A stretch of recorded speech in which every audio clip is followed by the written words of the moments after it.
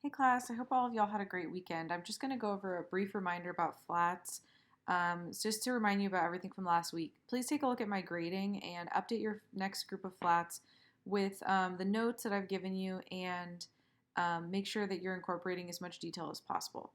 Remember, we always use a flat croquis that you find on Canvas, and here's some examples of some well-drawn flats.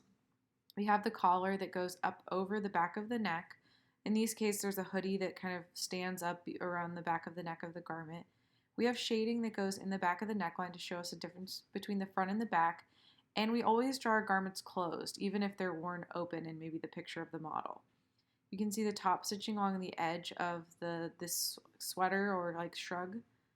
And we can see the soft gathers on this garment as well as the soft hems and shaping along the bottom of the garment. Here's a bad example, a couple of bad examples of flats. You can see a big difference between this and the last ones I showed you. The corners of the garment are very squared off to the point of looking a little too flat and paper doll-like. We would have like a little bit of an overlap of where the pocket would extend beyond the jacket or the way the hem would dip a little bit.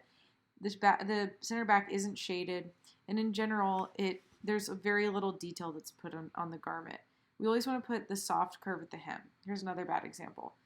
Does anyone have in their closet a garment with such pointed corners at the hem? Very unlikely. As well as the back of the neckline should be a soft curve down rather than a convex curve like it is right now. Your t-shirt doesn't stand up onto your neck, it scoops down. So we want that to be a scoop. These sides are just a little too tapered for realism. So just giving you a couple examples, and again, take a look at my notes from the last week's flats and work on this week's to make some improvements. Good luck!